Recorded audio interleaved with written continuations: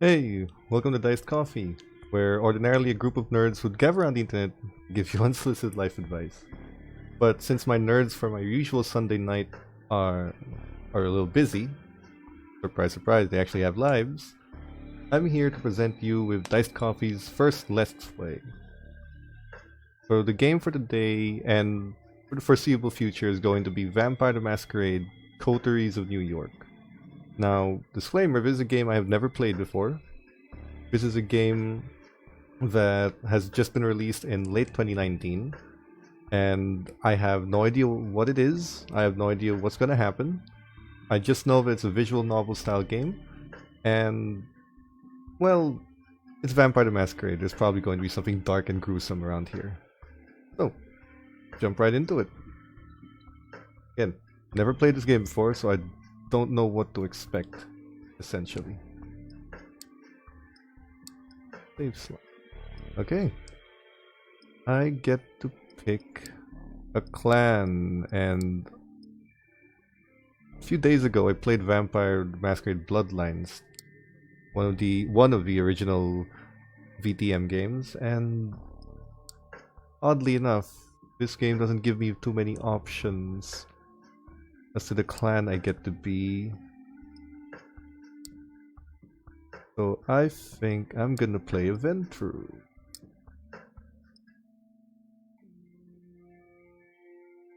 Yeah, that sounds nice.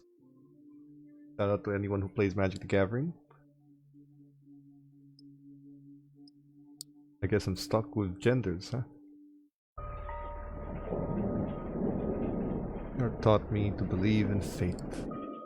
Had you asked me about fate back when I was a human, I would have told you it's superstitious bullshit. Wow, tell me how you really feel. We are all designers of our own destiny. Belief when the richest woman in the United States, the actual richest one, not some dumbass you'd see in the papers, of course, sank her teeth deep into my neck. Okay, already it's getting pretty dark. The aesthetic and the music, though, absolutely on point. Fun? I'm in the very same place you're standing in right now. By the way, fate, you decide. Please, there's absolutely no need to be hostile, just listen a little longer. See, my mistake was that I flew too close to the sun. It makes sense that my punishment was to never see its glow again. Little harsh, but alright. Incandescent was hot shit. I had it all. Money, looks, confidence, connections, men, women, a career, and a spark in my eye. The one you need to be born with. That's when someone far more powerful than me saw my radiance and thought, that won't do. Okay, so looks like this game has us playing a fledgling then. You robbed me of the light, erupting from within a cave.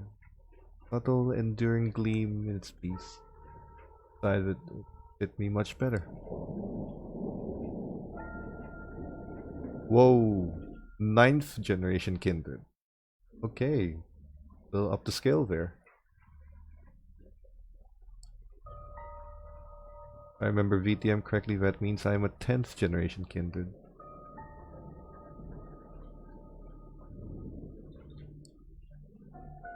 Lessons of fate. Message saying you're eternally doomed to be at the mercy of your sovereigns. I almost drove me to destroy myself. What saved me was the ability to interpret her teaching. Hers wasn't a message of doom, it was a message of hope. Fate exists, and no one can shape it. Oh, sorry, and one can shape it, given the right tools. My sire doesn't believe my tools were fitting for the job. She considered them toys. Me? Just an amusing subject. Well, she's deader than dead now, and I'm still here.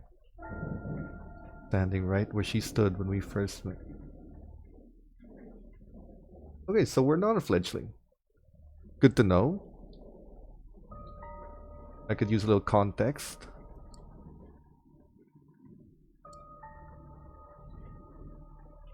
As luck would have it, today happened to be a day my associates were expecting the coffins.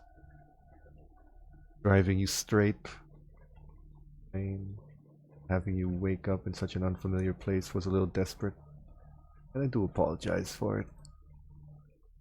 It is so rare for you to visit New York. 3 times in the last 15 years, was it? You're never eager to inform me you're here. I understand you still have that meeting on 53rd Street later tonight. They'll provide a comfortable transport.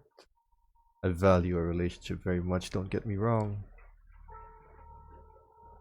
Precisely because I value that, I'm going to ask you to repay the favor you owe me. You're the only one I trust to do the job well and without attracting attention.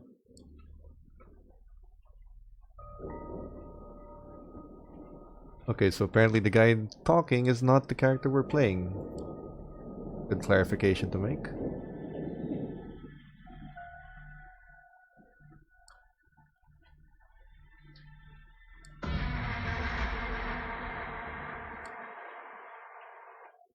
Phone rings, it's your boss. Again. The setting sun that filled your high-rise office an hour ago is gone. The city looks like an ocean light. From up here, spreading for miles to the north. You pick up. You're about to call it a day. Forget about the world of fintech and decompress at home. No dice. One of the investors wants you to meet. His voice, as always, the perfect mix of authority and sleaze. He'll come by in the office in an hour. You look at the clock. An hour? He's got to be kidding. Yeah, I know. But stick around. He's a heavyweight. You'll want to make a good impression. Already I hate this boss. Fine. You grit your teeth a little. The boss hangs up. 2 hours. Might as well pour another coffee into yourself and figure out how to best use this to your advantage. Suspect everyone knows that no, you're actually not happy with your current position. But in fact, you feel squished against the glass ceiling that comes with the territory. Yikes. Sure, your idiot superior might have gotten the job only because he's the CEO's golfing buddy. But you're going to put an unholy amount of work into your advancement. Times where you thought you'd laugh off the idea of staying at the office until 9 p.m. You had a partner to go home to, the nightly Netflix and chill ritual to perform, complete with pizza or Chinese takeout. Ever since you moved up the ladder, though, your hours have gotten only longer. How many times has this happened in the corporate setting? You know what? Since all the dialogue's on the left, I'm gonna move the video to the right. How many times has this happened to you? You get promoted and, surprise, surprise, it's a fucking trap. Food, mostly at the company cafeteria. Sometimes takeout, always in a rush. You praise the heavens for your crazy metabolism and dread the day it finally decides to give up. Rest? At this point, the cleaning lady who takes care of your apartment probably spends more time in your bedroom than you do. Not gonna lie, that's actually pretty sad. Flashback to your boss quoting Shakespeare to impress his new, extremely attractive and uncomfortably young secretary. For some must watch while some must sleep. So runs the world away. Drinks, mostly with colleagues, and they all pretty much hate you at this point. Ouch! Another flashback, this time to the most profitable quarter in the company's history. Still, the board decided that layoffs were in order. Your boss didn't feel like letting people know in person, so he passed that privilege on to you. Gotta hand it to him. He always knew how to pick his battles. Said it before, I hate this boss. But maybe, just maybe, tonight is the night it's all going to change. You decide to play the good looks angle. Nothing too slutty. You leave your blouse slightly unbuttoned. Check if your ass looks as good as you remembered in your pencil skirt. Mirror says yes. It's not something you're proud of, but you've come too jaded to care. Knowing your luck, the investor is going to be one of two types. A self-obsessed Musk wannabe in his 20s, or a fat old pervert drenched in cologne. You hear the elevator ding. Time to get the show on the road. Take one final look in the mirror. Fix your hair as the footsteps echo across the empty hallway. The man approaches your office. It's not what you expected. He's slick, to be sure, but he seems a bit more refined than your usual company man. Expensive suit, matching tie, and shirt. Confidence in his stride. Surprisingly good looking. Good evening. I hope this unforeseen visit isn't too much of an inconvenience. God, that voice. You're taken aback by how smooth and strong it is, and his eyes, steel blue, cold, intense. He's all business, professional, treats you in a manner that's appropriate to your stature. When he speaks, he actually looks you in the eye and not your cleavage. He asks some questions about your work, tells you how he noticed your input after talking to the CEO, another golfing buddy, and comes charmingly close to calling your boss an incompetent doofus. All the while, you try to guess his accent, but you can't quite place it. European? Sure. But where from? I would have liked to know the accent before I start actually reading his quotes, but sure. If anyone's wondering why I'm reading out everything out loud, it's because this game's a visual novel, and that's basically all I'm doing here. Reading. I know I've kept you long enough. But would you indulge me and join me for a drink? Of course, for a minute there, it seemed like he wasn't that kind of guy. But what the hell? You go with it. He seems nice enough. Besides, not like you have other plans. Very true. So true it hurts. The investor has a limo waiting downstairs, and the driver takes you to a high-end restaurant in Williamsburg. A seat is waiting for you in the deluxe lounge. It's just the two of you. You talk about this and that. Your companion seems to have a knack for history. So, tell me, what would you do if you had full control of the company? You almost choke on your wine. This is your chance. You say what's been on your mind for months, but hide it behind a veneer of professional corporal babble. Refocusing, listening to your instincts for once, restructuring, kicking your boss out, aggressively pursuing new markets, getting the hell away from all these horrible people.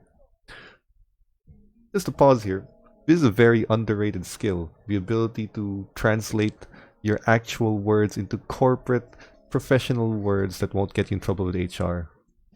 It's all in the tone. He likes the sound of that. He leans forward, his eyes flash with intensity, and something else. A strange emotion that wasn't there before. You'll do just fine. Now why am I not surprised that the music has just gone all musicy? Should have expected that. His words echo inside your head as you black out. You wake up, God only knows how much later. As you try to piece together what happened, you hear a familiar voice. The investor, or whoever the hell he is, talking to someone. You suddenly recall snippets, fragmented memories, his eyes sapphire, intently locked with yours. His teeth suddenly longer, sharper, and something else. A feeling on your neck that takes you back to your last orgasm. A company trip to Florida. A sweaty room. The cutie from HR who doesn't work there anymore. and the darkness. Yes, I am done here. Consider my debt paid. The investor pushes the other figure aside, walks away from the lounge, barely bothering to look at you. The door locks behind him. Some time passes before you find the strength to get up. You touch your lips. Blood. Did that asshole hit you? You try to stand up, but your head is pounding and your stomach is like a heavy knot, pulling you down. You didn't have that much to drink. He must have spiked your wine. This is bad. You frantically check your clothes. Pristine. Doesn't make sense. All of a sudden, a feeling hits you unlike anything else you've ever felt before. You fall to the floor, writhing in an all-encompassing pain and hunger. The kind that makes your insides burn, the kind that cannot be denied. You try to calm yourself with a breathing exercise they taught you at some bullshit mindfulness course. That's when it hits you. You're not breathing. And holy shit. Should your heart be jumping out of your chest with that realization? But it's not moving. Not even a beat. The door unlocks. You hear a startled voice. A young man in a waiter's outfit. His thick accent with an Eastern European harshness leans over and asks if you're alright. For a brief moment, you wonder what the hell he's doing here. Everything is wrong. And his smell reaches your nostrils. It's intoxicating. Everything feels right again. He holds out his arm to help you stand up. You grab it firmly with both hands, and then you bite down. You sink your teeth right next to the old school pin-up tattoo of Rita Hayworth on his forearm. It takes you a moment to process what you're doing. A part of you wants to break away, but a stronger voice implores you to keep drinking. One thing becomes clear. You're definitely enjoying this. He only struggles a little, quickly falls to his knees. You can see his eyes now, pale blue and confused. You only bring yourself to let him go once he collapses to the floor. Your bite leaves a mess of his forearm. Poor Rita, all bloodied, missing half her face. Did you just drink this guy's blood?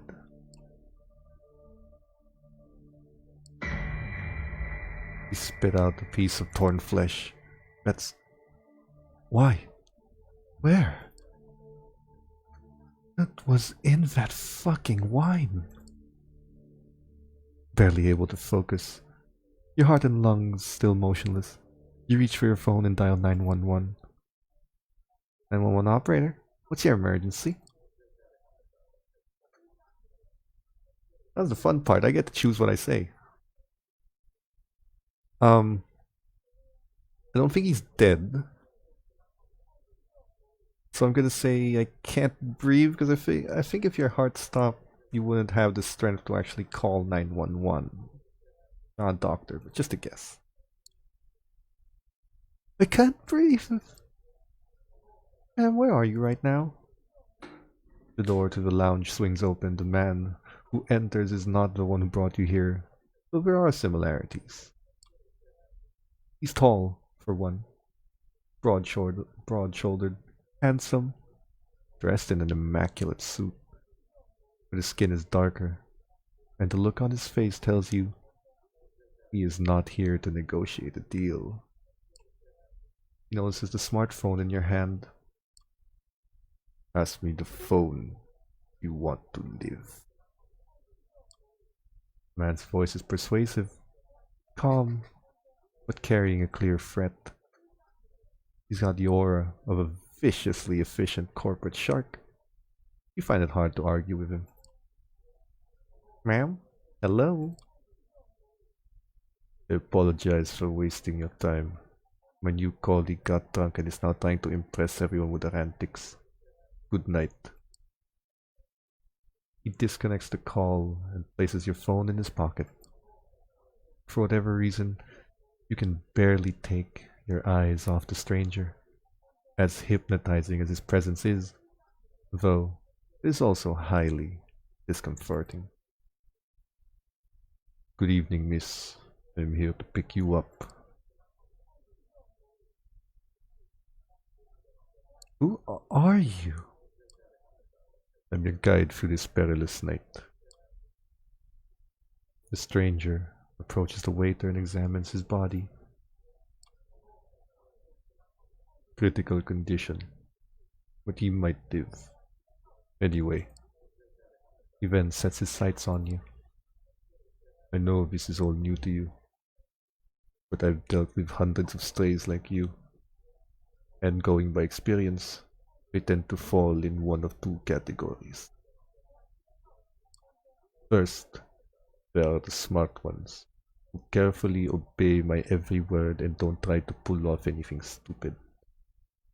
I always get them where they need to be, safe and sound. And then there are the dumb ones. The punks who thought they could take me on.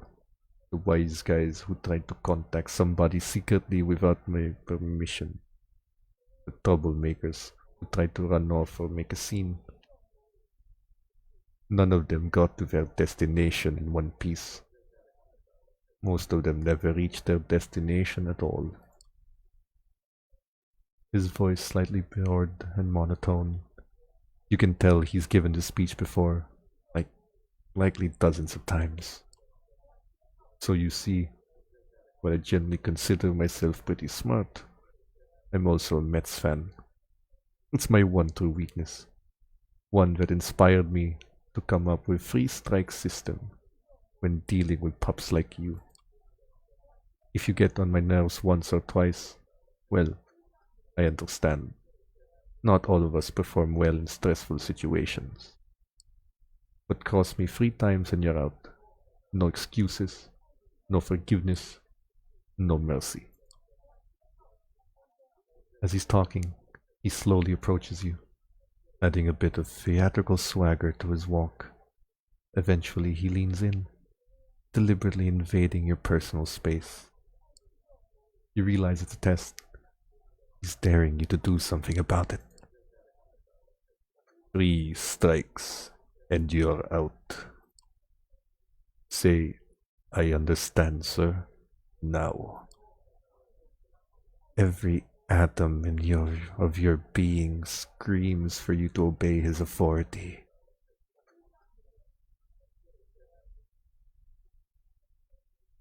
The second option, I will not lie, is incredibly tempting me right now. No, we have to play this smart. I've never played this game before. I don't know what's gonna happen. I understand, sir. Stick to that tone and you'll do just fine. Moving on. Is there anyone you'd want to inform of your current situation? Tell them you're alright. He flashes his fangs briefly, and for some reason, the sight sends a chill down your spine. There's something very wrong about him. Someone closest to you.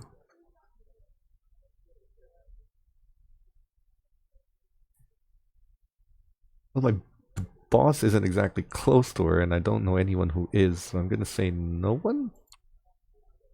No, I don't have anyone. The stranger squints at you. No family? No lover? No friends? Nothing? A job? Your blank stare tells him the whole story. He immediately stops prying and gives you something even worse than a look of pity. A look of honest compassion. This game's got a poor opinion. Well, that makes things simpler.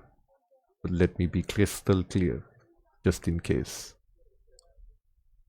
From this point, you are a subject to different laws than the ones you grew up under, and you'll be watched by many eyes to ensure these laws are respected.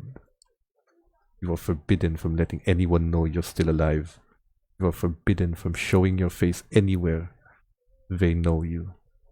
If anyone comes looking for you, it's over for both you and them. That practice tone again, you put on your poker face and listen in silence. So unless you want your boss to end up at the bottom of the Hudson, I suggest you cooperate. Don't tempt me. He smiles, revealing his fangs again. There's something absolutely sickening about it. Suddenly you feel overwhelmed by a sense of exhaustion. You pass out. When you regain your senses, you find yourself in the stranger's arms. The man is holding you as you would a spouse who's had a little too much to drink. You try to break free, but he holds you close, gives you a cautioning look. Only when you cease your struggling does he let you go. Only now do you notice a change in scenery. Find yourself in a fancy lobby, right next to the elevator. The place is virtually empty, save for a single concierge and some cleaning staff. Your companion gestures at the concierge as you pass, and he picks up the phone. The elevator arrives, the door opens. The man motions towards the cabin. After you.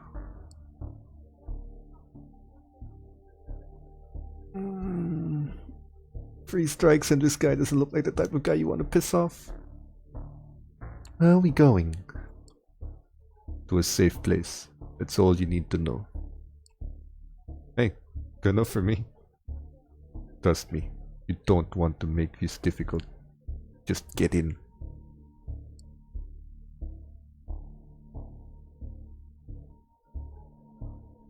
I'm trying to think of what I would do in this situation. Given how imposing the guy is and the threats that he just made, I would 100% say that it is well appropriate to just do what he says. Going against your instincts, you enter the cabin. Smooth jazz is playing over the speakers as the elevator starts its descent. You're dazed, panicky, but somehow locked in place. On the one hand, you find this stranger's presence oddly soothing. On the other, you can feel your body tensing up with stress. Can't help but think back to the young waiter, the doe-eyed look on his face, the confused look he gave you just before. No, it's better not to think about it. Plus, you have other things to worry about, like the fact that you're being kidnapped. Cabin door opens to the same garage you arrived at with the investor some hours ago. The man in black. The man shows you a black Cadillac Escalade. I know what you're thinking. Getting into a car with some strange man. Boy, sure seems like a dumb idea. Maybe I can make a run for it. I might be able to lose him. So let me be perfectly clear. Your best bet is to get in, relax, and enjoy the ride.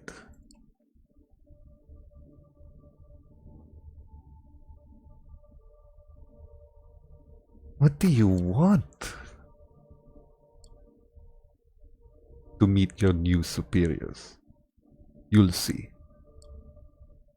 Superiors? Is this what a hostile takeover looks like nowadays? No more questions. Get in the car, please.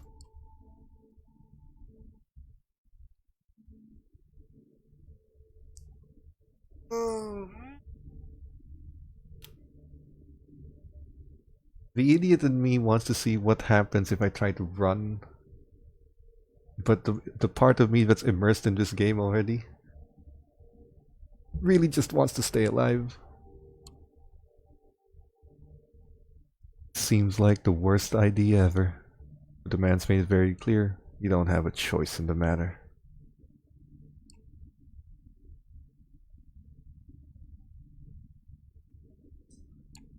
Are you going to hurt me?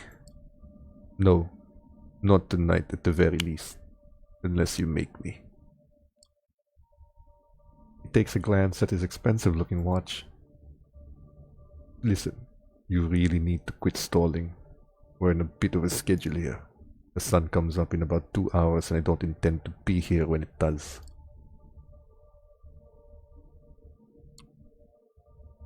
What does it matter when the sun comes up? You really don't know, do you? Good thing I got here when I did. He opens the car door and gestures towards it. You see no point in delaying the inevitable, so you get in. The door locks behind you. The Cadillac is almost entirely dark, and the windows seem light-proof. The man gets in the driver's seat, starts the engine, and drives away without another word.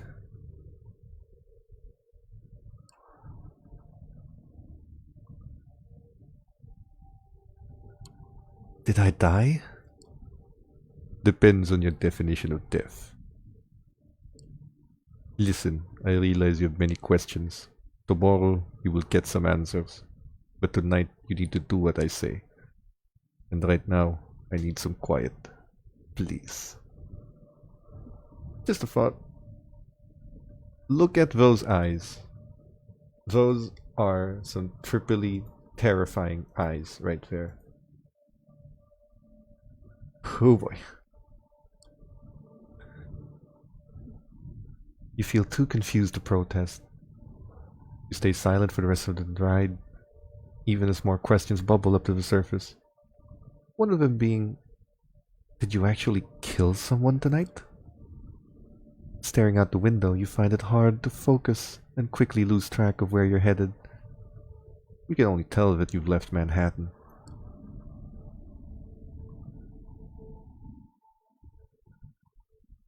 Another underground parking. Almost featureless. Empty. The car stops. The man opens the door for you. We're here. The stranger walks you to a nearby door. He opens it and motions to you to get in. Go on in. Make yourself comfortable. You get hungry again? Take a look in the fridge. We'll pick you up in the morning and you'll get your answers. Now when he says... tomorrow, not morning. My bad. Behind the door is a small room. No windows, just a simple bed and a single light bulb hanging from the ceiling. A small fridge is humming away in the corner, accompanied by a rattling AC fan in the wall. That's it? You're just going to leave me here?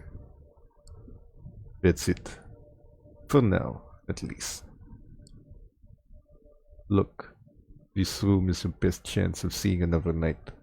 I realize you've been put in a problematic situation, and it's not entirely your fault. Cooperate, and you might still make it. You will learn more tomorrow, but for the time being, get in and get cozy. He gestures inside the room.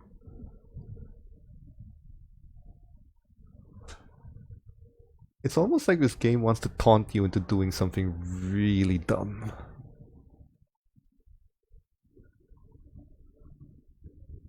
Step in the room. Stranger nods. Good night. He locks the door behind you. It looks very sturdy. You open the fridge. And there is a single plastic bag there filled with red liquid. No label.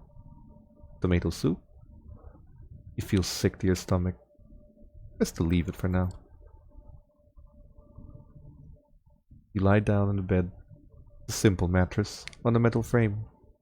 At least it's not too filthy. You think back to how this evening began. The investor. Is he friends with the dark-skinned stranger who just picked you up? From the restaurant? What happens now? Unable to relax, you spend an hour or so playing with various scenarios in your head. Eventually you decide to give in and let exhaustion take over. Whatever tomorrow brings, you'd rather face it well rested. Plus, there's no way in hell your boss isn't going to notice your absence tomorrow. That, and maybe some of the restaurant staff, will feel a pang of conscience. Someone will notify the police. Someone will find you. Right? Flashback to the waiter's tattoo. The bloody Rita Hayworth, winking at you over a pale mess of a wound. You did this. You bit him, drank his blood, and it tasted good. What if you can never go home again? You're so tired, your entire body tenses up one last time, and before you know it, you drift away into oblivion.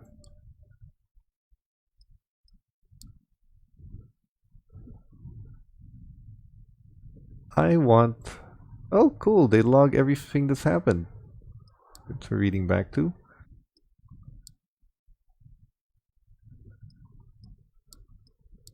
Dictionary. I'm guessing those are where all the terms are going to be put in. Doesn't look like you can do a save game here. That in itself is a surprise. You barely remember when you drifted off. Did it feel like sleep? More like plummeting into an endless void.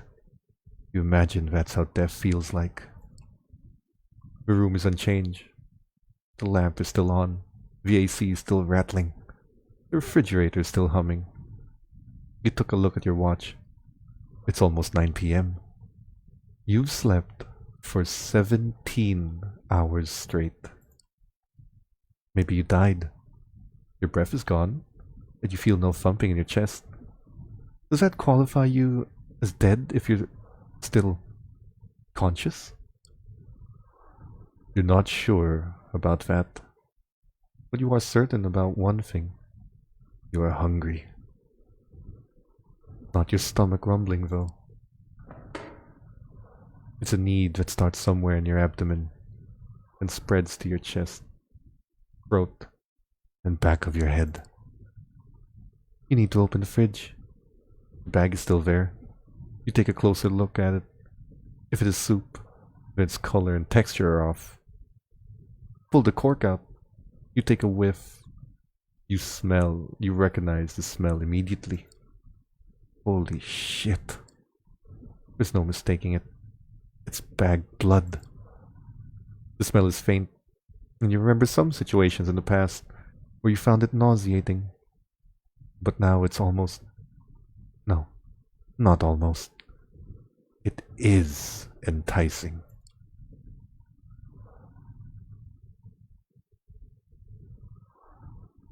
Thinking. I think I'm gonna drink it. It feels wrong. But right now, there's barely anything in your life that doesn't. The hell with it. You pour a bit of the liquid into your mouth. It tastes like shit. It tastes coppery, thick, clings to your tongue and the insides of your mouth like a film of dirt. You swallow hard regardless.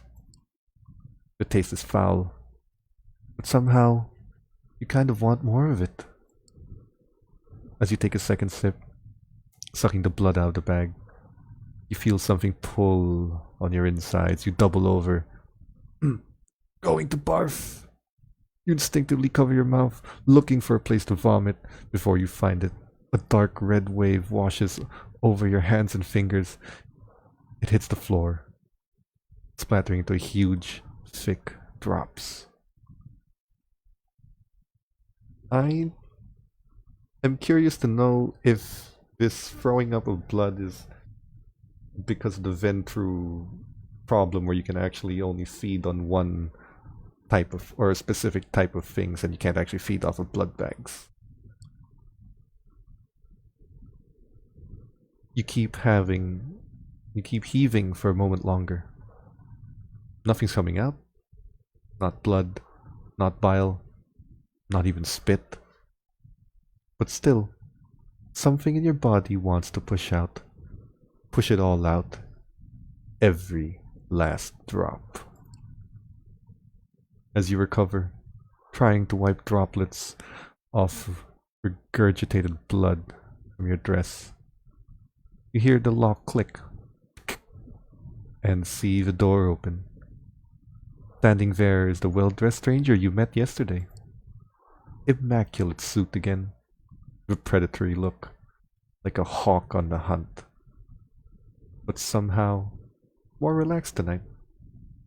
So like a tamed hawk, maybe. Good evening. How was... He notices the spatter, your red hand, the sick look on your face. He barely contains a smirk. Oh. Was the catering unable to satisfy your exquisite taste? Apologies.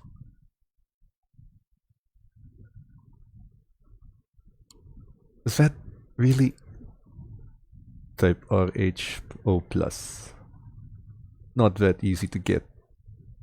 Guess you'll have to discover your drink of choice by your own. Come on, we've got places to be. I should have some water and a towel in the back of the car so you can clean yourself up. The car is humming in the empty parking lot just outside the door of the cramped room you've spent the day in. The man motions you to it, politely, but with a stern look on his face.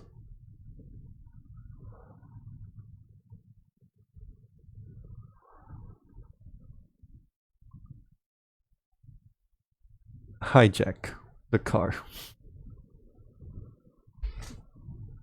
Why would that option be there if you can't come up with something fun to do with it? I am so tempted, but no. Get inside the car, be a good girl. It's not like I have a choice, right? Correct. But your cooperation is appreciated nevertheless. You take the back seat again. The door's locked.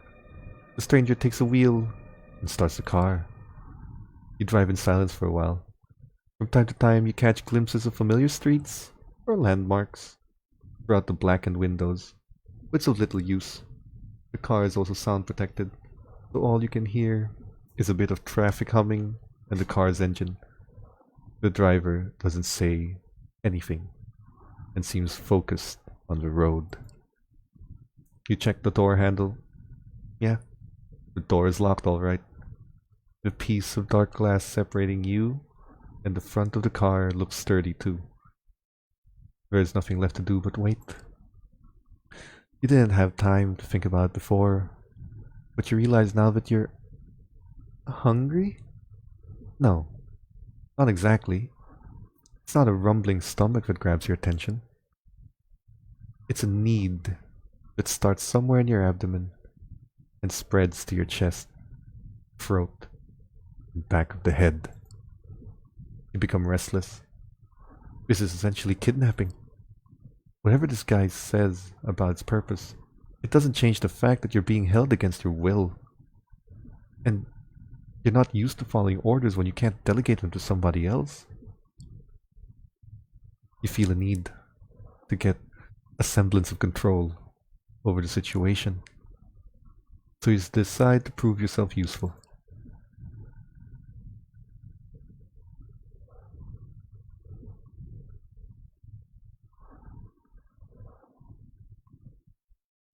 I'll be very honest, none of these options seem like a good idea to say.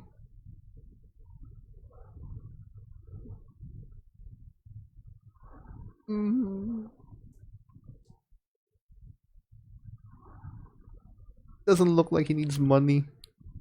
And definitely doesn't look like people in high places are gonna help. But I don't know what kind of skill set this woman has. Listen, I'm an investment advisor and I have a lot of experience in fintech. Whatever your organization is, it might find use for me. I don't even have any idea what fintech is, and honestly, I don't care to find out. A short pause. I'll be frank. Currently, you are in no position to offer anybody anything. The sooner you accept that, the better.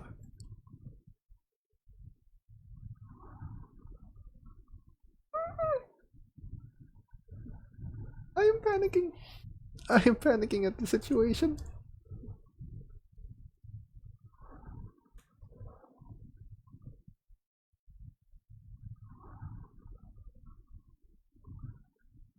What option seems like the least likely thing that's going to get me killed? That's what I'm thinking right now.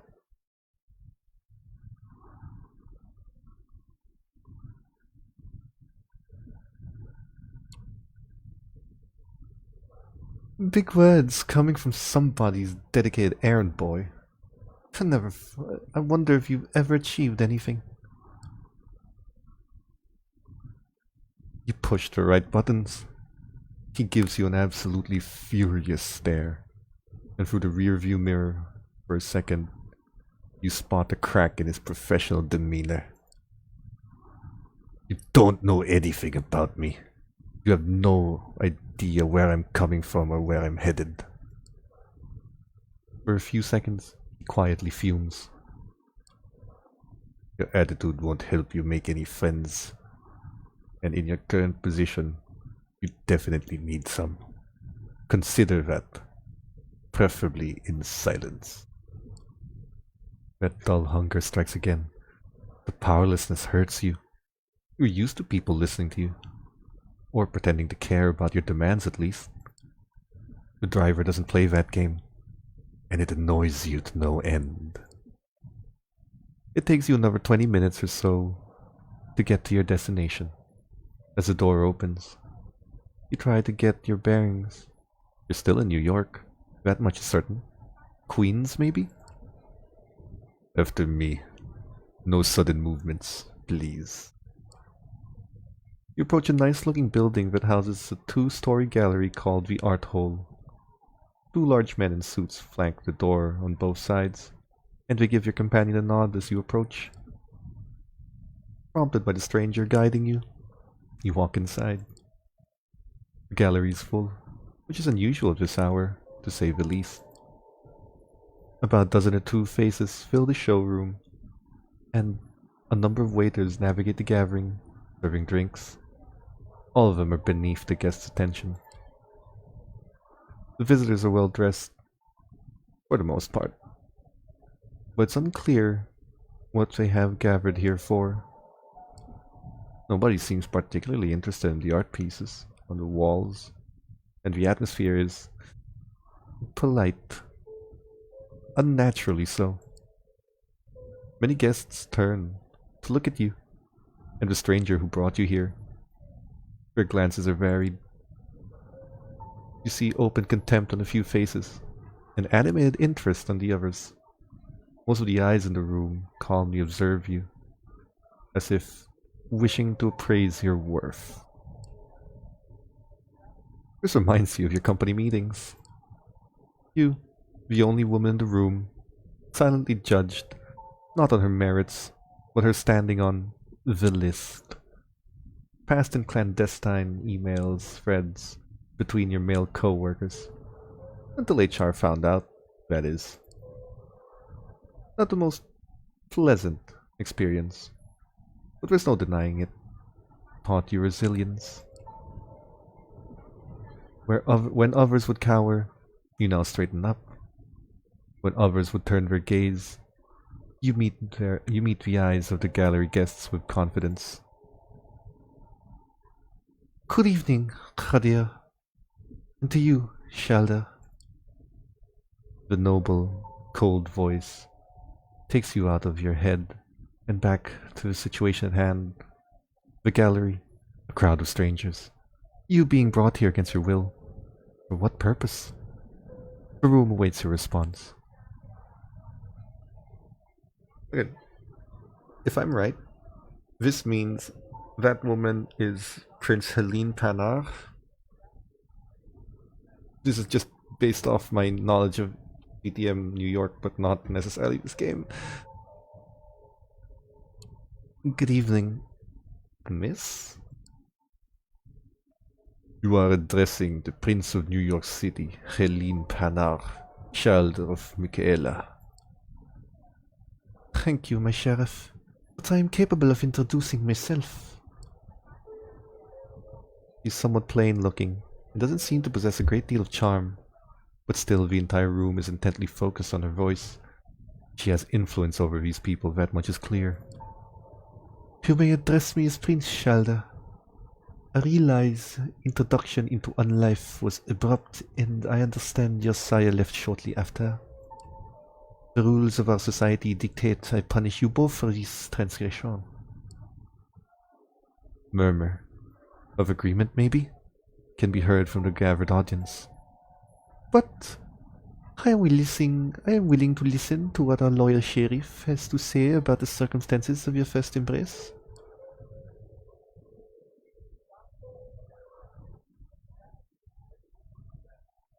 I have nothing to say. You decide it's best to stay silent and listen to the whole situation unfold. Feels like you're out of your depth here. Shall we begin? You are about to be judged by the Court of New York City, Kadir. Please tell us how you found this fledgling and what has happened on your way here. Court? Prince? Some kind of secret society? Make-believe? The trusted informant, who has chosen to remain anonymous at this time, tipped me off about a suspicious kindred in one of our domains. Upon investigating, I found them gone, but this fledgling remained in their place.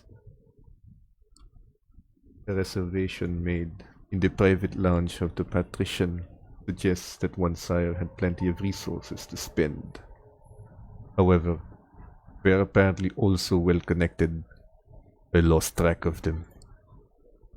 Despite some reservations, she offered little resistance last night and cooperated on our way to the safe house. I was pleased to not have to force her compliance. Opening the door to the safe house tonight, I was greeted by a most disturbing sight of her drenched in regurgitated blood. Apparently the bags we kept in the fridge was not to her liking.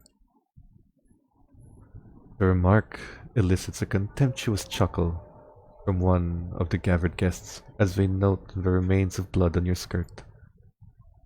It was not an elegant sight, but that hardly matters, I suppose. Moving on.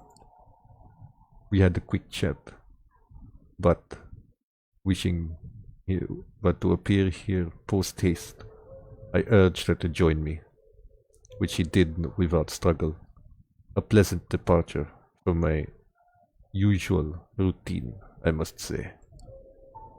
During our drive here, she showed me her fangs, metaphorically speaking, posturing as if we were equals, insulting me when it didn't work. I refrained from causing her physical harm, but I expect her ego might still be a bit bruised. He looks at you and flashes a nasty smile. The story ends with us arriving at Elysium tonight. All eyes are on you once again. You take a special interest in one of the faces. It's a beautiful woman with curly, almost blood-red hair and a dress to match. You see her whispering to some bespectacled man with an absent-minded look on his face. Who is she, you wonder? Thank you, Kadir. I will take note of this fledgling's behavior, and will take it into consideration later. She turns her attention to you. First, there is the matter of your sire. The person who brought you here, where Kadir picked you up from last night. Who were they?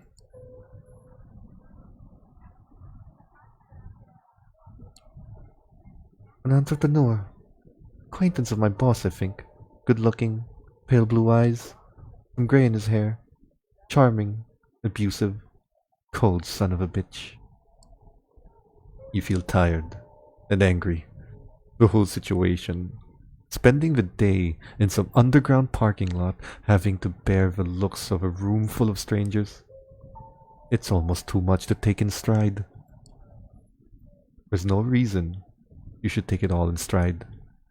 But you do. Because if there's one thing your professional career has taught you, it's that. All because of that asshole. Whoever he was, he never even gave you a name or a card. Nothing. Well, Kadir, does that sound familiar? No, it does not. Or at least not familiar enough. I will continue to search after we're done here.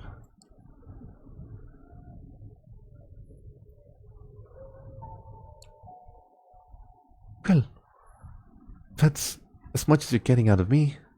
What now? Now? Now it's time for you to decide your fate, fledgling. What shall I do with the fledgling, my prince? What is your recommendation, my sheriff? The traditions are clear. Thou shalt only sire another with permission from thine elder, if thou createst another without thine elder's leave. Both thou and thy progeny shall be slain. I am ready to fulfill my duty.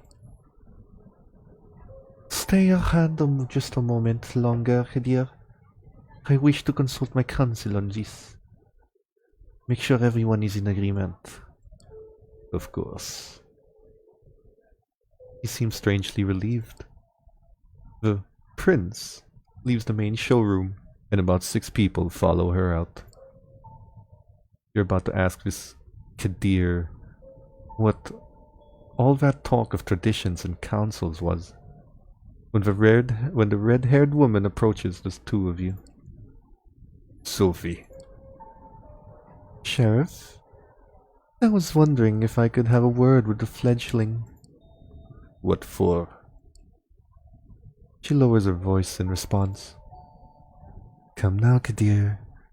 We all know what the verdict is going to be. Let me speak to them. You might not have to stay in your hands tonight, after all. Her words grab his attention. His face is hard to read. It's like several emotions are struggling for domination. Anger, sadness, hope, gratitude, resolve. I'll go get my sword. He steps out of the room the way you came, and you are left in the showroom with the woman in the red dress. She takes you aside, and the eyes of the other remaining guests follow you. Well then, fledgling, you're in quite the pickle. What do you mean? I still don't understand what my crime is here. Poor thing. This really isn't your fault. But if you want to get out of here in one piece, you need to understand one crucial fact that seems to have eluded your grasp. Last night, you became a vampire. Wait, what? Oh yes, I am well aware of how ridiculous that sounds. It's the reason why we have these nicer words for it. Kindred. Being embraced, having a sire. The fact remains. The beings called vampires, you're looking at them. They're us. You glance around. Some of the guests are occasionally looking at you, commenting on you in hushed tones. Many of the patrons are pale. Really pale. Most holding a glass of wine. No, not wine. That's not the right thickness. And not the right color either. You're trying to come up with something sensible to say, but you're drawing a blank. It makes a morbid kind of sense. You drank blood last night, there's no denying it. And your breathing has not returned. Your heart remains still. A vampire. 2 voices in your head start battling for supremacy. One of them slowly begins to put everything that happened since yesterday together, coming to a conclusion that no matter how insane it might seem, nothing but what she's saying makes sense. The other voice just keeps saying, "What the fuck? What the fuck? on repeat. You're surprised? This is often how it plays out by design. Kadir deliberately keeping you in the dark and all. If we do nothing, you'll be cut down, as sure as the day follows night. But I'm here to offer you a chance, a way out. Under one condition. I will take you under my wing. If you're lucky, the prince will be in a good mood tonight, and Kadir's complaints about your behavior won't influence her judgment. The society values docility. She might agree to this, but only if you swear fealty to me. I'm not making this offer lightly. As your patron, I will take the responsibility for you. Your actions will reflect on me. If they reflect negatively, well, I'll make sure you face the consequences.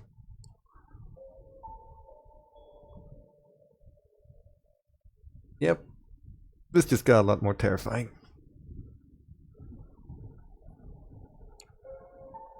Suppose I say yes. What happens then? You survive. Hopefully. Or not. Depending on the prince's whim. I'm giving you a chance. Not a guarantee. What if you take me as your patron? I will be your guide in this new reality. And you will assist me. Like a child would a sire.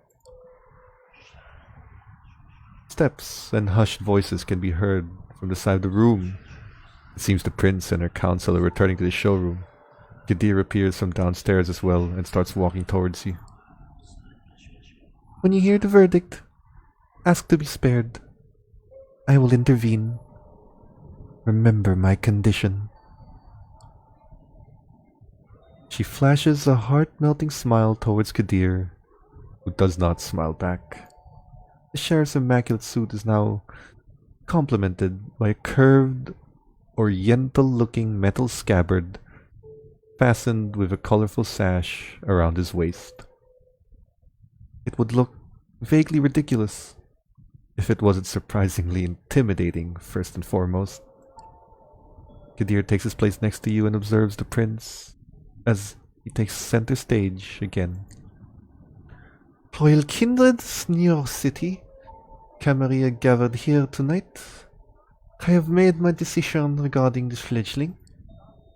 Her behavior since being embraced has been disagreeable, and that does not bode well for them becoming a valuable member of our society. You are all keenly aware that these nights we need to close our ranks and trust the wisdom of our elders and their traditions more than ever before. As our trusty sheriff has pointed out, there can only be one course of action. Although I acknowledge some of my council's divergent opinions on this. She takes a look specifically at one of the people who left the room, a somewhat plainly dressed, shy-looking man whose skin has a somewhat healthier tone. He bows his head in deference. I hold final authority over the fledgling's fate, and I declare that while their embrace might be the sire's responsibility, in their absence, it is the progeny that shall be punished. The sentence is final death, to be resolved presently. Kadir? You hear the scraping sound and see that the sheriff has unsheathed his curved sword. It is a beautifully detailed blade which you expect must be worth a small fortune. Its apparent sharpness makes you freeze up. 2 outs, bottom of the 9th. His quiet mumble is audible to nobody but you, as his eyes meet yours. You note just a hint of sadness in his countenance, one that quickly vanishes to give way to grim determination. And he's out to bat. You will not get another chance to speak up. You make your choice. Spare me. Please. Don't make me beg, goddammit. Prince, if I may ask you to stay the sheriff's hand for a while longer. Kadir looks at the prince, awaiting her response. the sword still hanging above you, threatening to fall at a moment's notice. Is there something you'd like to say, Miss Langley? Yes, if I may. At first the prince looks somewhat annoyed at the distraction, but she stays quiet for a while, measuring the mood in the room. The bored elites suddenly look at you with aroused interest, some of them dismayed at not seeing the bloodshed, but all intrigued by the unexpected twist. The prince nods. Well, let's hear it. Sophie takes a few steps forward. All eyes are on her now, but Kadir's heavy hand on your shoulder makes it clear you won't take advantage of the distraction.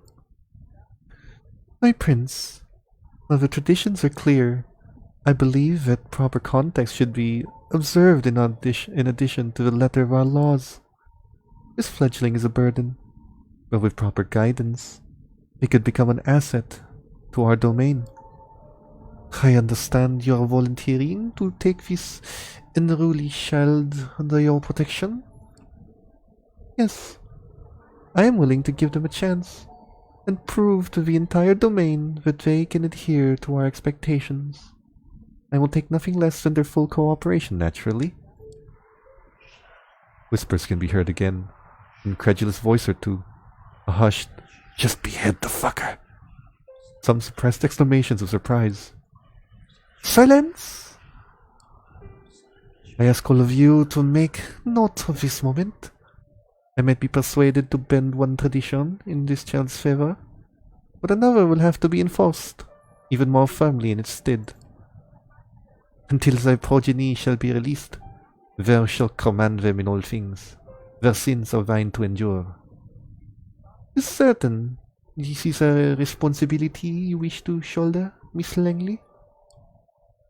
I am willing to guide this fledgling and add a valuable ally to our sect in a time of need, yes, but I would like to receive the right of destruction over them, if it pleases you.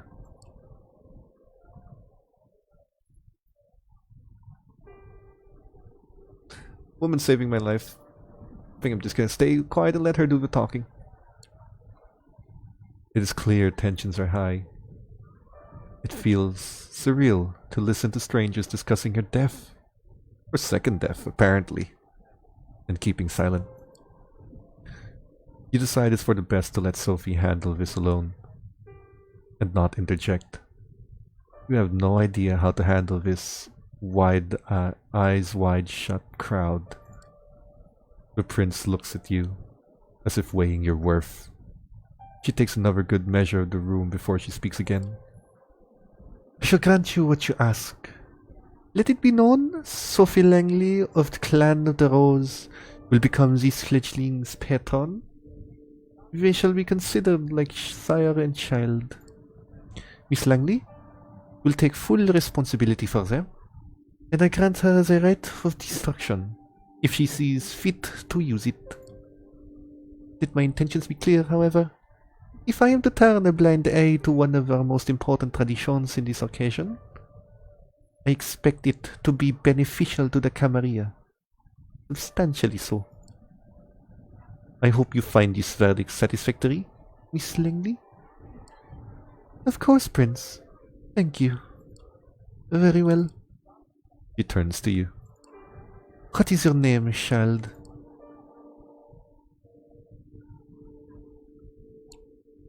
Liliana, Prince. She nods. Welcome to the Camarilla, Liliana. Now, this evening proved to be more eventful than I had anticipated. But with the fledgling's fate decided, I believe our meeting here can conclude. Thank you all for appearing on such short notice. Give my regards to those who could not make it. Kadir, a moment of your time before I let you return to your duties? Of course, Prince. Let's check the dictionary and see how they define these words. Camarilla, the major sect of vampires devoted primarily to maintaining the masquerade through the influence and manipulation of mortal society. Fledgling, a newly created vampire, still under the Sire's protection. Prince, a vampire and given who has claimed a given expanse of domain as their own, generally a city, and supports that claim against all others. The term can refer to kindred of either sex. Well, it's accurate. He shoots you a side glance that doesn't leave much space for interpretation. You will be watched. You will be judged. And if need be, you will be punished. The two of them leave the gallery. Well, Liliana, I think we've both already managed to significantly improve each other's evenings. But let's keep the ball rolling, shall we? I think we should have a toast to our fruitful friendship partnership. She raises her hand at one of the well-dressed concierges, who have now reappeared in the showroom to refill the guests' glasses. The conventionally handsome man approaches with a carafe of red liquid. The memory of throwing up in the safe house is still fresh in your mind, but the idea of it could happen again is almost enough to reject the drink altogether. But there's no denying you want it, need it. I remember what Kadir said about your misadventure before getting into the car. Some of us have more delicate palates than others. Try taking a small sip, s'il vous plaît. He pours it into your glass. You can barely wait until he hands you the drink. Your attention is fully on it. The fact that it's blood, you are certain of it, doesn't faze you this time. It's difficult to take just a sip. Even though the taste is as foul as before, you are tempted to down the whole wine glass in one go. You wait before taking a second taste. You're glad you did. A feeling of light heartburn signals that you can't keep it down. You spit it back inside the glass. Sophie looks on, intrigued. I'm not surprised. NYC caterers have very bourgeois ideas about what good blood should taste like. Well, you just need to keep trying. At Sophie's request, the concierge serves you 3 other variants of blood. The first 2 as horrible and indigestible as before, both ending up back in the glass within the moments of tasting them. But the third try, you're almost ready to throw the glass at the wall in frustration. But finally, this one's different. Instead of mud and decay, a surprisingly rich bouquet of tastes. You feel blissfully at ease, and Sophie takes notice. Ah, there it is. Jacob, would you kindly let us know who the donor was? Leave the bottle, please. The concierge nods, then leaves again. You take another sip, and another. You empty the glass. The dull feeling in your stomach and head starts subsiding. You still want more. Sophie pours you another glass and refills hers. Takes a sip. You have a curiously specific taste, Liliana. Is it the clover notes, the traces of caffeine, or that bittersweet aftertaste of melancholy? You taste nothing of the kind. But it doesn't matter. It's tasty. But not as delicious as it was last night. Not as intoxicating. It manages to silence the hunger. Somewhat, though. Drinking blood puts you at ease. It is a strange realization. The man named Jacob comes back with a small card and leaves it with Sophie. She takes a quick look and passes it on to you. It's somebody's medical details. An office worker. Male. Caucasian. 32 years old. Blood type ABRH+. Blue eyes. Brown hair. No history of substance abuse. New Jersey native. Might one of these details be what makes the difference? Now that we have picked the right bouquet for your palate, these documents should be useful in identifying your exact taste. Should they be ORH plus or Jose boys? Or Joyzy boys? I believe you have more questions, no? Perhaps we should start with those related to the sustenance.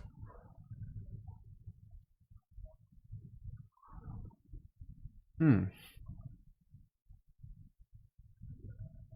Feel like I haven't adjusted to drinking blood yet, so I'm gonna ask how much. I feel this hunger constantly. How much do I have to drink to make it go away? The sad reality is, it will never go away. No matter how much you drink, you will always be tempted to have more. Unless you consume someone wholly, to the last drop, paying for temporary relief with their life. But that is a one-way road to losing your humanity. Best start by just taking a single sip from a vessel. Be prudent. Hot, fresh blood will be more satiating than most anything they serve in a fancy glass, but can make you more voracious. As to how much you should have, it depends. If you're frugal, you can survive many nights without a single drink. But it's risky, and will tempt the beast as part of its curse. Tomorrow I shall take you hunting, and we will explore this topic further.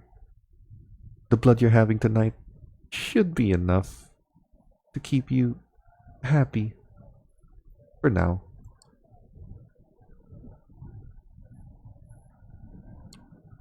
That beast you mentioned, is that a metaphor? Or. Oh, it's quite real. Although not in a strictly physical sense. It lives in all of us. Our nature and hunger manifest. Those more religious among us, connected to the biblical Cain, the rage of the first murder, cursed by God seething in all his descendants. I, however, am a child of enlightenment. Not that it makes my struggle any easier. I have to be wary, like every other kindred in this city and beyond. Individual kindred each have a unique relationship to their beast. What yours is going to be remains to be seen. But you do need to keep it under control. Each outburst, each outburst endangers not just you, but also the masquerade. The concierge returns, asks for permission to intrude, which Sophie gives with a polite smile, and leans in to whisper in her ear. You notice the gallery is now almost empty. I'm being told the gallery is just about to close, but we still have quite a lot to discuss. We'll go to one of my apartments. My jalopy is waiting downstairs. Come. Side note, pretty sure I just brutalized the pronunciation of jalopy or whatever the hell that word is. The smile she puts on could tip any negotiation towards her favor. Her words are like honey, and she makes it impossible to take your eyes off her. You are under her spell. Momentarily. Sophie leads you to a luxurious silver Rolls Royce and invites you to sit in the back.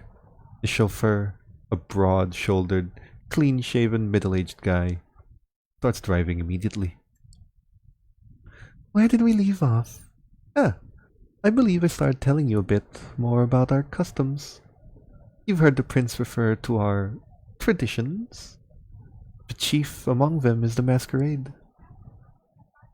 As you might have gathered from us assembling at a niche gallery after closing time, our comings, goings, and doings tend to be somewhat secretive. We do not advertise our existence. We allow myths and modern fiction to morph and muddle the facts. To the vast majority of kind, we remain bedtime stories and pop culture icons. Say, Is that one television show about a vampire angel still popular? Is this a reference to Angel? You shake your head in confusion. She shrugs and continues talking, looking a little bit more dejected than before. Our clandestine ways help us to remain safe, allow us to explain away the occasional trip up to the rational minds of the 21st century humanity, and dictate much of our interactions with mortals.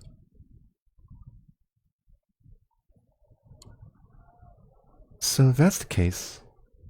If, if it's such a secret, then I'm guessing your driver's a vampire too? Oh, dear Gregory here?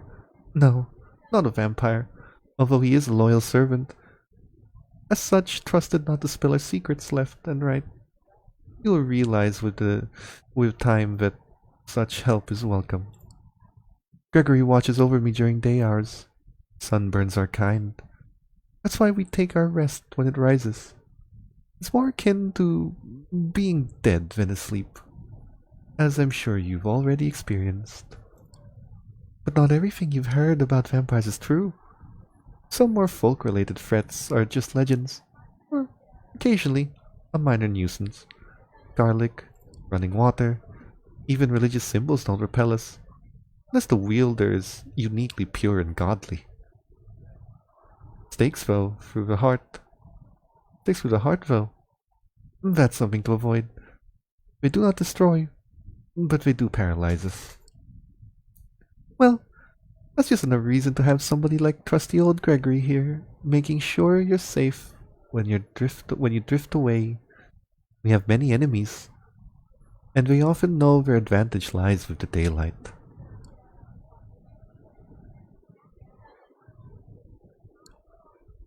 Am I right in thinking that having a human friend or two is necessary then, or at least useful?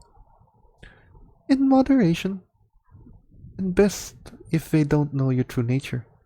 Also, I would say that subordinates are useful, but friends, I haven't had one of those for many years now. Our little sect supplies social interactions aplenty, but it doesn't really encourage friendships. Alliances of convenience, to be broken at a whim, yes, that's more like it. Long-term solidarity does occur in the Camarilla, but we are a very politicized organization by necessity. Loyalty is to your sire, to your prince, and to the sect. Friends must remain a distant priority, at best for us to maintain the masquerade and thrive as the years pass. With age comes authority, with it comes influence and power, if you wish to reach for them. He seems to be lost in thought and falls silent for a while, leaving you to ponder all the things you've learned tonight. It still feels absolutely unreal, but as piece after piece of knowledge fall into place, the image becomes almost like an entirely logical jigsaw puzzle. Whatever you wouldn't believe on your own, you've witnessed. Many questions swarm your thoughts, but the one you keep returning to is what your place in this new reality should be. The car stops. You are in the city, in front of an old but well-renovated apartment building. Where here, would you like to see your lodgings?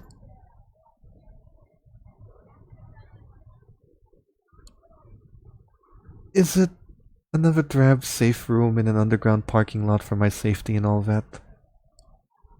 Don't be ridiculous. You're not a Silas fledgling in Kadir's stern grasp anymore, and even he wouldn't hold you there for any longer than necessary. I think. Come upstairs. She leads you through a small hall with a night guard, greets Miss Langley with a good evening, and you take the room stairs up to the second floor. Sophie opens the door to room 209. Inside are all the amenities you could expect from a modern apartment, and some you wouldn't have deemed necessary. Just the previous night, including thick blinds on the windows. The back room has a comfortable-looking bed and a thick steel door with several sturdy-looking locks, but no windows. Well, how do you like it? This is great. Thank you. I'm glad. Make yourself at home. Tomorrow I will take you hunting and discuss blood in more detail. I'll let you get comfortable. The keys are by the television set. I'll come pick you up tomorrow night. Use the back room for rest. You can lock the doors, just in case. It stings a bit when she leaves. It's like the room suddenly became a few shades dimmer. You inspect the kitchen, hoping to find something to drink. Nothing. No regular food either. Feels strange that Kadir could be a more thoughtful host than your new sire, even if only in that respect. You briefly wonder if the sheriff might have a hidden side. With nothing left to do, you lie on the couch with the TV playing in the background for company. Columbo reruns. Kojak reruns. President of the United States got himself into some serious trouble again. President of the United States got himself out of trouble again. Pundits start yelling over each other about things that seemed a little bit less insignificant just 2 days ago. You start drifting off, reflecting about another night of confusing conversations and worldview-shattering revelations. How many more before you finally understand what happened to you and what you're supposed to do now? You keep coming back to the life you left behind, the people you should contact, things you want to pick up from your apartment. You wonder when you'll have the chance for either. As you start to feel the same tiredness made you drift into cold sleep last night, you settle in the back room. The bed is comforting. The lack of windows, less so. You leave the light bulb on. Looking at it, you realize it's the closest you'll ever come to staring at the sun on a breezy summer day again. A wave of melancholy overwhelms you. A few minutes later, your consciousness fades and you take the plunge into darkness again.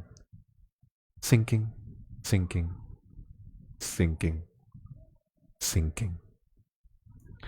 Alright, let's check that dictionary before we start moving on. Okay.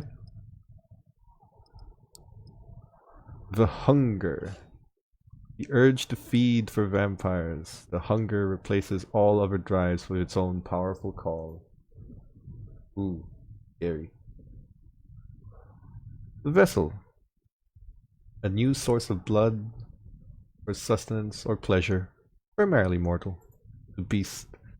The inchoate drives and urges that threaten to turn a vampire into a mindless, ravening monster.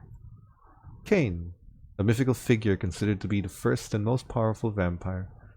Some vampires refer to themselves as Cainites, members of the race of Cain. Kindred, a Camarilla term for vampires as a whole, or a single vampire. According to rumor, this term came about in the 15th century or 16th century after the Anarch Revolt. The Masquerade, the habit or tradition of hiding the existence of vampires from humanity, designed to protect vampires from destruction at the hands of mankind. The Masquerade was adopted after the medieval Inquisition claimed many kindred unlives. The long-ass traditions of the Camarilla. Kind. A term for mortals largely contemptuous, the phrase kindred and kind refers to the world at large and everything. Sect, a group of vampires arguably united under a common philosophy. The two most widely known sects currently populating the night are the Camarilla and the Anarch movement. Sire, the vampire's begetter, the kindred who created them. Sheriff. The sheriff ensures that the traditions and the decrees of the prince are obeyed, hunts down violators, and delivers just punishment. In the case of minor violations or known enemies of the Camarilla, the sheriff is usually authorized to act as both judge and jailer, executioner, but when it comes to greater offenses, they will deliver the accused to the court to be judged. Oh boy. Alright, let's keep going.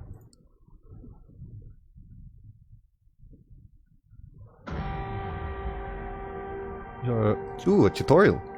Hunger is at the heart of a vampire's existence. To ignore it is to tempt the beast to take over in its desire to feed. To overindulge in feeding may threaten the masquerade while staining your humanity you have left. In Coteries of New York, having a high hunger is indicated by progressively thicker, bloody frame around the screen, like this one you see now. Oh! Shit, okay. As your hunger grows, so does the indicator. Your hunger may increase when you call upon your vampiric powers, or when you need to mend your wounds after a fight. When your hunger reaches the maximum level, you will receive a warning after you complete a piece of the story. Ignore it at your own peril. Some choices might only become visible if your hunger is high enough. Similarly, high hunger may block off some choices, as you will be able to see after pressing continue. Alright. To decrease your hunger, you will need to feed. Whenever you see a feeding opportunity, you can take the risk to hunt and slake your hunger. Okay. You will need to keep the hunger at bay if you are to uphold the masquerade and survive the nights that await you.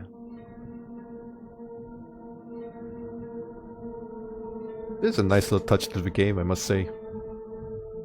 You open your eyes, the bed isn't warm, the room is filled with artificial light. The solid metal door is closed. Normally you'd stretched out for a bit. On some mornings, you'd probably throw the quilt over yourself and snooze for a moment longer. But that was before. The way you wake up now, you are fully conscious. No grogginess, nothing weighing you down, just a nagging need in the back of your head. Hunger. Not as severe as last time, but unmistakably there. You get up and open the door to the main room. Digital clock on the TV shows you time. 9:04 p.m. You walk over to the blinds and retract them cautiously. The only light coming in is NYC's artificial nighttime luminescence. So, that's what your waking hours are going to look like now. You missed the sunlight already. You're seriously considering just walking out of the apartment and figuring this all out by yourself. And then you come back to the memory of Kadir's exotic sword being raised in the gallery. Maybe sticking around isn't that bad of an idea after all. You keep jumping channels for around half an hour, and then switching to streaming services. Almost as if the universe had a sense of irony. You catch True Blood in the flood of recommendations. The doorbell rings. It's Sophie. Good evening, Liliana. Slept well? It's not really like normal sleep, is it? I suppose it isn't. Some say it's more like being dead. But we wouldn't know, would we? It's no use reflecting on it anyway. Except that this is who you are now. You made the right choice yesterday. I can teach you many things about yourself, your blood, its desires and its powers. We will begin tonight. You are hungry, yes? I'm sure you are. Our kind always is. There's only one remedy. The blood. The drinks we had at Elysium are not the usual way you slake your thirst. So tonight, I will assist you in your first foray into hunting. You will need to learn to sense the kind of blood you desire, to understand how you can use the kind's vulnerabilities to your advantage. Let's be a good student. Well, I'm ready to learn. Let's get started. Such eagerness. Or is it the hunger making you impatient? You will find that drinking moderate amounts of it regularly will keep the hunger and the whispers of the beast away. You might think yourself monstrous, but there's a balance to be found here. The kiss gives the kind pleasure. You might remember this from your own embrace. Some can even be addicted to the sensation. But if you do it right, they tend to misremember your feeding. After all, vampires do not exist. They're myths, fairy tales, and pop culture mainstays, correct? She gives you a sly, knowing smile. That is why the masquerade is so important. And even more crucial when you feed.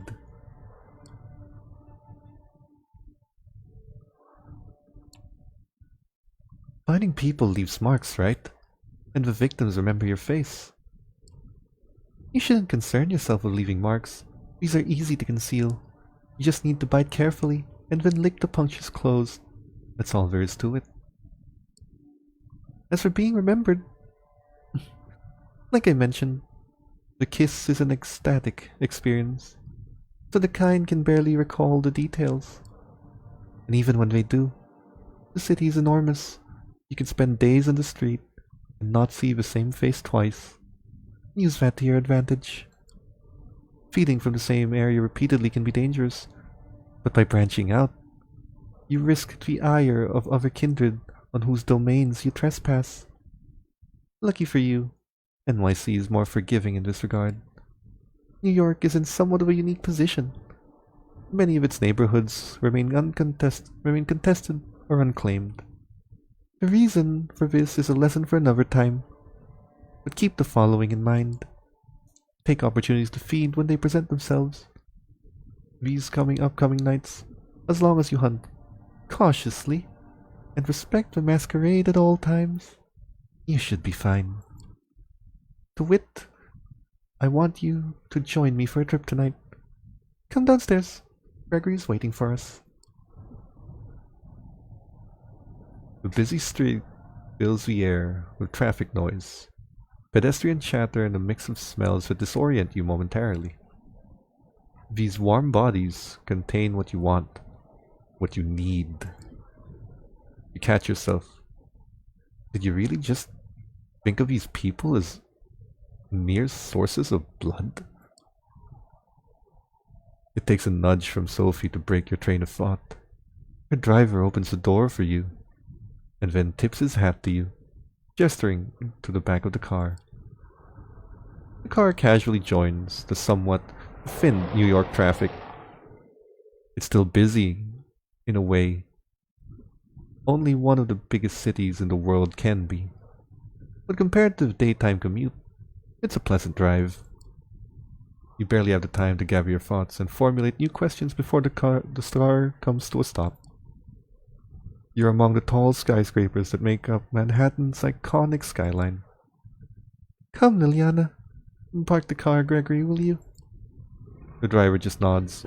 Sophie gets out. You join her, and the two of you walk through the glass doors together, then take the elevator up. You first notice an empty stage, with the instruments of a string quartet still in the back. Then take in the few dozen chairs in front of it. The concert seeming concluded. The patrons, all smartly dressed and posh, have spread all over the hall. Sophie strides confidently inside, produces an invitation from her purse, which she flashes in front of the security guard. You follow close, and are let through without issue. Let's start easy. A social setting like this is one would usually prove quite challenging to an inexperienced kindred, but consider this evening a small gift from your patron. I'm hoping to procure you a willing vessel. Just remember what I told you about taking small sips. This one I have a soft spot for. Don't damage her. Now, let's see. Ah, there he is. You notice there's somebody in the crowd, flashing a heart-melting smile, and suddenly even you feel drawn to her. You haven't thought about it before. What's laid clear before you in this moment? Sophie is beautiful. Just looking at her is a privilege. Just being with her makes you feel elated. Everybody in the crowd, but especially the man who's almost tripping over himself to reach her, clearly agrees. Edgar, I'm so happy to see you. How's your daughter? Is she with you? Ah, there she is. Julie, my girl, come over, please. There's somebody I'd like you to meet. The young woman walks across the hall. Can't be more than 19 years old. It's clear from her mismatched earring and partially faded purple hair dye that she doesn't fit in this crowd. Julie, this is Liliana. I think the two of you should get acquainted while I talk business with your dad. Awfully boring stuff, I assure you. I'm positive you'll like each other. The girl gives you a shy smile and nods towards the balcony stairs. You follow, somewhat unsure what it is exactly Sophie expects you to do. You reach a scheduled space. From there, the entire lobby is visible. All eyes are on Sophie. They listen intently, then laugh when she does. Julie gives you the trouble of figuring out the next step. If you're with Sophie, then I guess you're, that you know. She puts her wrist to her lips and gives a theatrical nip, then looks at you, embarrassed, but also hopeful?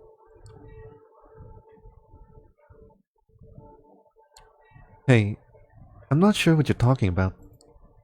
Oh, you don't, She's clearly befuddled and unsure how to continue. She backs out of the topic, instead asks you about your favorite bands. You have the feeling she's waiting for you to do something. As you talk, she takes off her jacket. Although the building isn't warm, unbuttons her sleeve and rolls it up. You see a tattoo of a cat in an astronaut suit. One feline eye winking at you. It's subtle, or at least she thinks it is. But the way she caresses her forearm is a dead giveaway. She's testing you. Can it be that she wants to be bitten?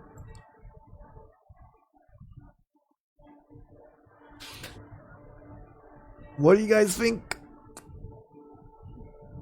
Do I bite from this girl? So tempting. So very tempting.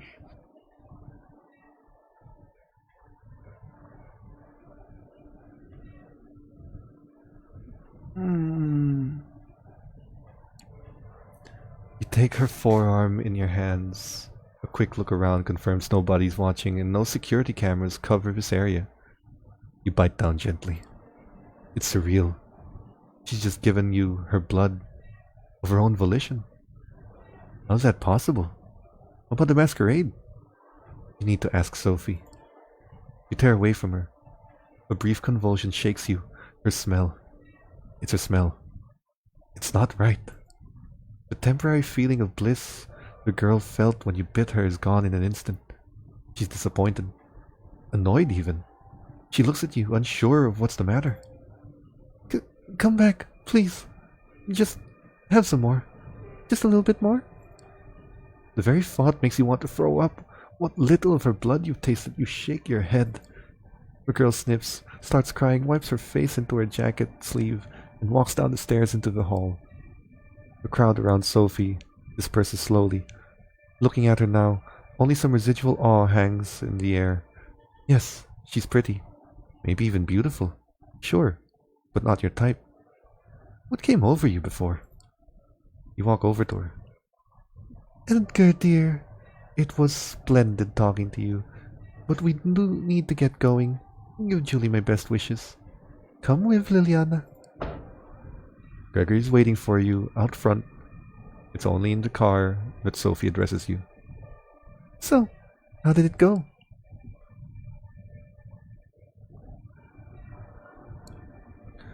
I tried, but I couldn't do it. I couldn't stand the smell or the taste. Curious. I consider Julie's blood to have one of the most exquisite and unique bouquets in this city.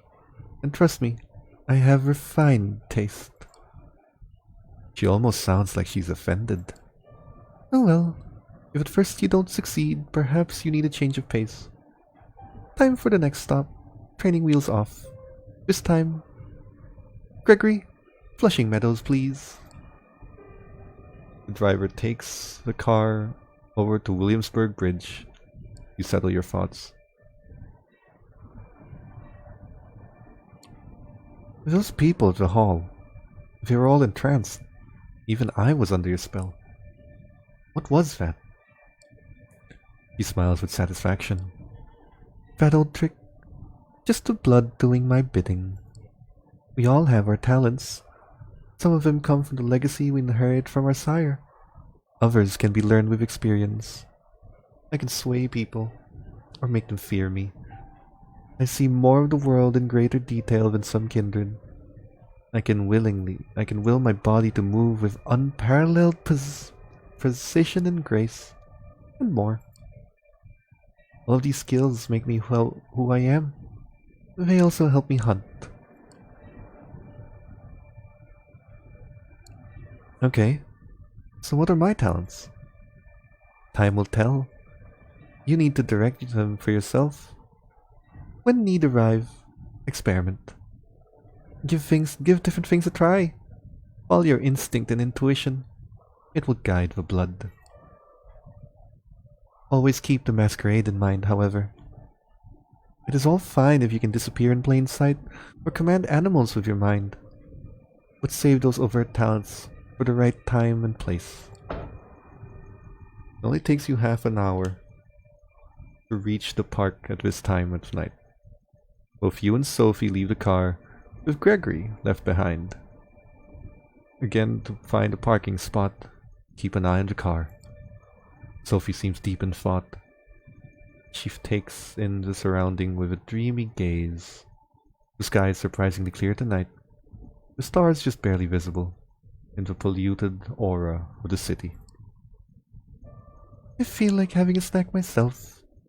I'll be by the fountain. Go look for somebody to your liking. See what effects you can achieve with your own blood. But only pick one victim. Just one. Then come back. Seeing how she seems not altogether here right now, you decide to leave Sophie to her own devices and seek out your prey. From here, it looks like you have a few choices. Just taking a stroll around the park and finding an isolated jogger, or someone like them could work, but focusing on one area might work better. The New York State Pavilion might work as a secluded spot. There's a skate park nearby. In worst case scenario, there's bound to be some unfortunate wino around. Or maybe the tennis courts nearby. There's light coming from there. So somebody might still be playing a late night match. They won't be alone, but they might be tired and let their guard down. As these scenarios play out in your mind, you realize you're planning how to assault a stranger in the middle of the night. It's weird. It's a weird way to be. But the now familiar hunger prompts you to act.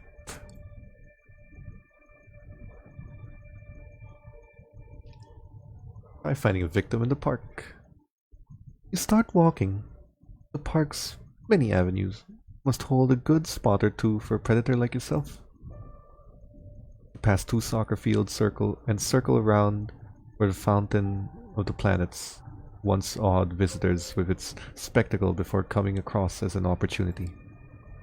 A woman, a small duffel bag in her arm, making her way through the park in a hurry. She doesn't seem to have noticed you yet.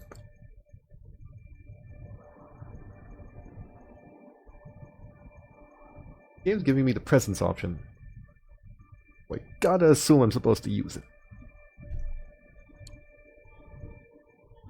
You think back to what Sophie did in the hall. How she managed to focus the attention of the entire gathering on her. That might be a tall order for you, but a single person? Could be doable. For a moment, you're thinking how an old guy in a hood should appear over your shoulder. Use the force, Liliana. It feels ridiculous.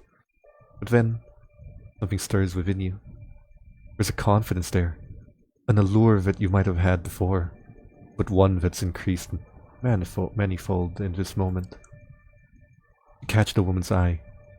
She flashes an unsure smile, and almost in spite of herself, as she passes you by. Hey, you. She's tense, gripping her bag close, but attentive. Her eyes lock onto yours. The slight smile is there again. Yes? What is it? Almost intuitively, you close the distance between you. She can't look away. She's unprepared for what follows. In a swift move, you grab her, bite her, and bite down. Her surprise resonates in her blood. Hot, excited, fast-flowing, she tenses up, and then relaxes. The duffel bag hits the ground. Bliss. Footsteps. You let go of her. She drops to the ground, barely conscious, a hooded band looking menacingly at you. Hey, what do you think you're doing, barging in my turf like this, lick?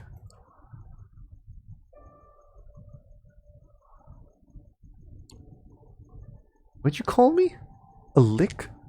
What's that supposed to mean? Don't be cute with me. I know what you are. Shove that masquerade bullshit up your ass. Better tell me who you're with before my posse shows up and we beat it out of you.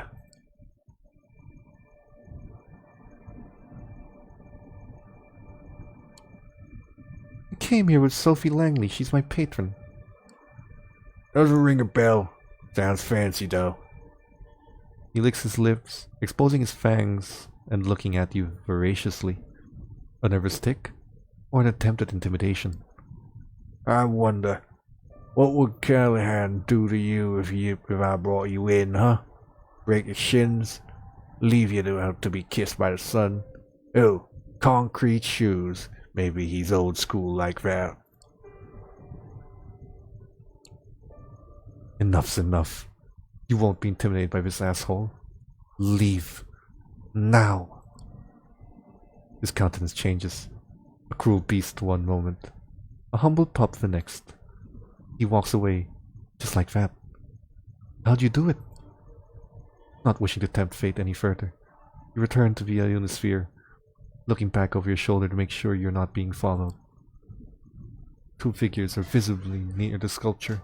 A man and a woman, tangled in a passionate embrace. No, not exactly. It's Sophie. Feeding. But this whole scene is set up so it looks like it's a couple getting intimate in public. She pulls it off like she's done it 100 times before. It occurs to you that she probably has. The man is unsure on his feet, and she lets go of him and leads him towards a nearby bench. Noticing you, she whispers something into his ear, then leaves him. Her driver appears from behind a tree. Well, Liliana, how did it go? You're about to answer, when the same figure as before emerges from one of the alleys. He looks at the three of you, and a predatory smile creeps into his lips.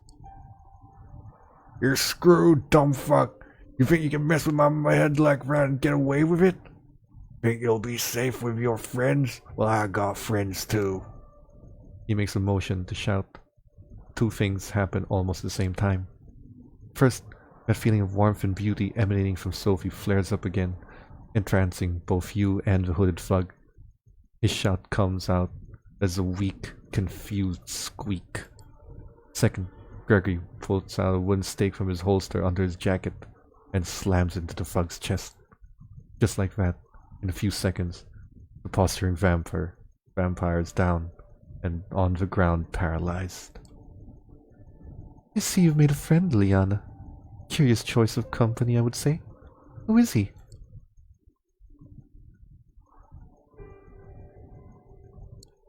He said something about presenting me to somebody named Callahan. Never heard of him. She looks shocked for a split second, then recovers her regular countenance. Yes, I have. This hoodlum is Anarch, then. Curious. Corona Park has not been claimed by any kindred last I checked. Let's go to the car. We'll put him in the trunk and present him to Kadir tomorrow night. I'm sure he'll be delighted to make this unbound's acquaintance. Gregory carries the staked vampire and dumps him in the car's trunk like a mannequin. It's a strange sight. And you're quite happy you're not in that poor fucker's shoes right now. Almost surprising that you can get away with casually throwing a stiff into your car and driving away. But then you remember that Sophie's been doing this for far longer than you have. Still, the nagging thought that anything you did tonight could have been recorded on a CCTV camera or picked up by a rando with a half-decent smartphone and streamed online fills you with dread. Hunting you and using your abilities is a dangerous business. It's clear that this whole being a vampire thing has about as many caveats as it has perks. You're taken out of your headspace by Sophie's voice. I will pick you up tomorrow night, same as tonight. I have some business to attend at Elysium. I expect you to have to accompany me. Plus, our friend in the back needs to be properly introduced to Kadir and the prince. I'm sure he'll have some interesting things to say to the court. Her voice is cold, cruel, and nothing like the enchanting personality she showed at the gallery earlier tonight. Sophie is clearly a woman of many faces.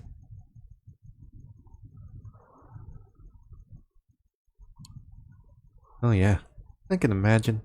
He's going to enjoy meeting Kadir. I hope he gives him a good grilling. This guy's an asshole. Oh, Kadir will enjoy it too, I'm sure. She pauses, seemingly lost in thought for a while. You haven't told me how your hunting went. Getting the hang of it, I would hope. I think I am.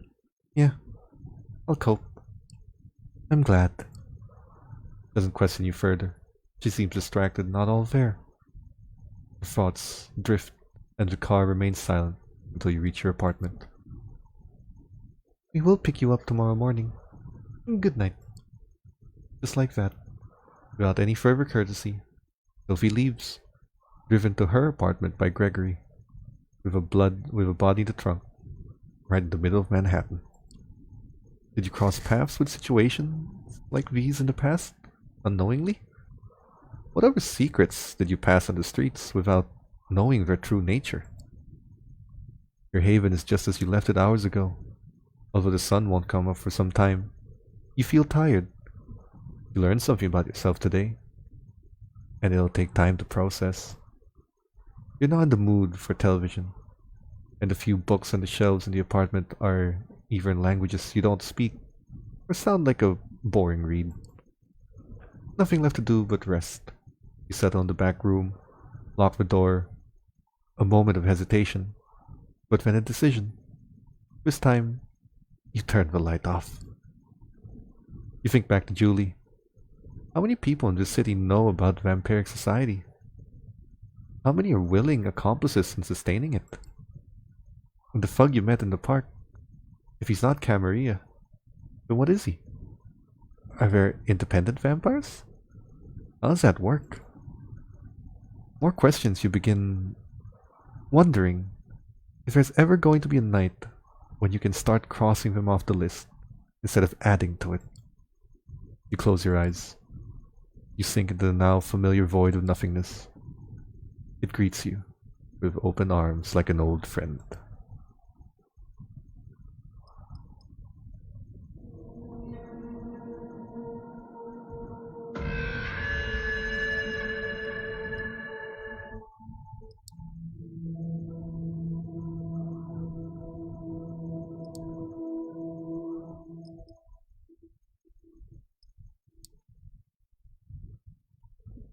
Okay, that was essentially the first-ish chapter of Vampire the Masquerade Coteries of New York.